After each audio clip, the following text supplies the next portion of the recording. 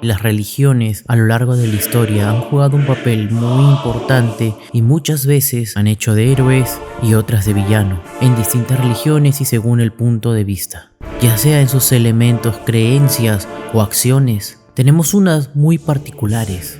Las reliquias religiosas en sí han jugado un papel muy importante para la religión, para la fe y para con el pueblo durante mucho tiempo, pero sobre todo en la Edad Media. Hay tantas reliquias religiosas y tan diversas y tan peculiares de acuerdo a la región que sería imposible hacerle un resumen indicando las reliquias más importantes, pero sobre todo no sería tan interesante como los que estoy a punto de contarles a continuación, pues estas son las reliquias religiosas más extrañas y absurdas del mundo.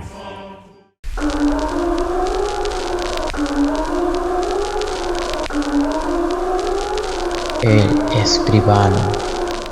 La cabeza de San Juan Bautista. Uno de los casos más extraños de reliquias autentificadas que existe, y aunque no lo crea, existen casos más raros que este. La historia de las reliquias de San Juan Bautista tienen un comienzo común con el de la mayoría de las reliquias conocidas en la Edad Media. Ubicada en la Catedral de Milán, por esos tiempos se conservaba nada más y nada menos que el esqueleto completo del santo. Sin embargo, lo raro no es que esté completo. Lo realmente desconcertante era que ese esqueleto era de su versión infantil. Así como lo oyes, los peregrinos tenían una parada casi obligatoria en esta catedral para venerar la versión infantil de San Juan Bautista. Por alguna extraña razón milagrosa, San Juan tuvo la capacidad aparente de adquirir nuevos huesos, lo que explicaría por qué en la actualidad se conservan más de 16 cráneos del santo decapitado y 16 dedos de este, repartidos por todas las iglesias y catedrales de Europa. Desde luego que todas aseguran tener la reliquia verdadera. Leche de María. Suena extraño, pero la historia es totalmente verídica, y sus historias son tan bizarras como la de casi todas las reliquias de la Edad Media. La primera de ellas tiene hasta capilla y todo. Según la historia de esta, cuenta que la Santa Virgen se encontraba a las afueras de Belén, cuando llegó el momento de alimentar al bebé Jesús. Se sentó sobre una gran roca y una vez empezada la faena, se le derramó unas cuantas gotas de leche que cayeron sobre la roca, tiñéndola por completo de blanco. Muchos años después, en ese mismo lugar, se yergue la capilla de la Gruta de la Leche hasta nuestros días. La segunda historia está relacionada a San Bernardo, un auténtico devoto de la Virgen María que oraba fervientemente frente a la estatua de la misma, cuando de repente fue rociado por un chorro de leche proveniente de la estatua, que le cayeron en uno de sus ojos, curándolo en el acto de una enfermedad que lo aquejaba. Muchos ejemplares de ampollas con muestras de la leche de la Virgen se esparcieron por toda Europa, donde fueron objetos de peregrinaje y por supuesto diezmo. En la actualidad, casi la gran mayoría de ellos fueron retirados de sus podios una vez demostrada su obvia falsedad. Sin embargo, aún persisten algunos cuantos con historias más que interesantes que involucran a nobles guerreros, reyes, conquistas y hasta milagros increíbles dignos de su propio video. El teólogo francés Juan Calvino se pronunció sobre este tema y estas fueron sus palabras: ni aunque la Virgen haya sido una vaca en toda su vida, nunca podría haber producido tal cantidad de leche. El santo prepucio de Jesús. Suena inaudito pensar que restos físicos del mismo Jesús, Hijo de Dios, que ascendió en cuerpo y alma a los mismos cielos, hayan quedado en la tierra. Sin embargo, esta idea no es tan descabellada. Después de todo, Jesús nació judío y como todo buen judío, fue circuncidado a los 8 días de nacer. Una de las esclavas de María recogió el prepucio y se lo entregó a su hijo, que era perfumista. Posteriormente, este se lo entregó a Juan el Bautista, quien años después se lo dio de regalo a María Magdalena. Esta reliquia se perdió durante siglos, hasta que fue entregada por un ángel a San Gregorio Magno, quien a su vez se lo entregó finalmente al Papa León III. Muchos de los hechos anteriores fueron descritos en uno de los tantos evangelios apócrifos que la Iglesia descartó.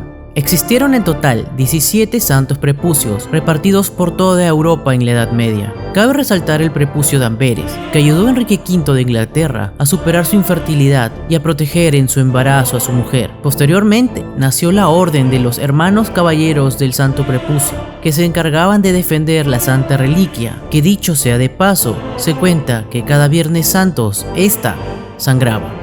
El último de estos, que se proclamaba como auténtico, fue robado en el año 1983 en Calcuta.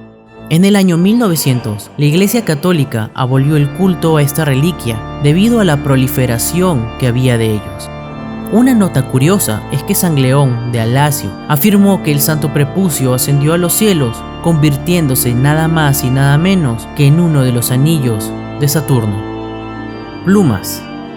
Así es, plumas. Nos referimos a varias de ellas, cuyas procedencias difieren pero que coinciden en lo extraordinario.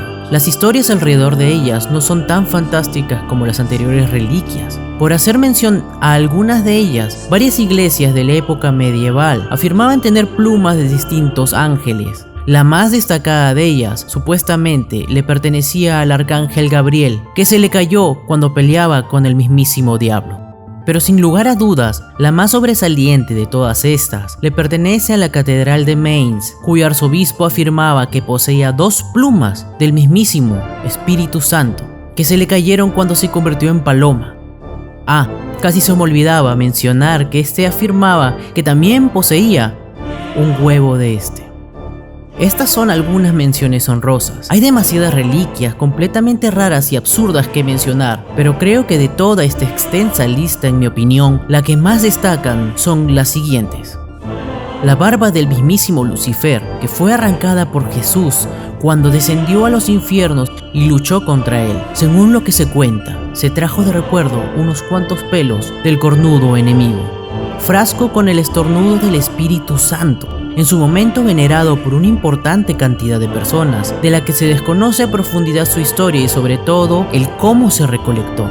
Fue recogida por la Santa Iglesia y se dice que en la actualidad se encuentra guardada en alguna estancia de la Santa Sede. Cola de asno que transportó a Jesús. Nuevamente se desconoce el detalle de su obtención e historia. Nuevamente se repite que se veneró en alguna parte de Europa medieval y que posteriormente fue recogida y almacenada junto a las demás reliquias en la Santa Iglesia.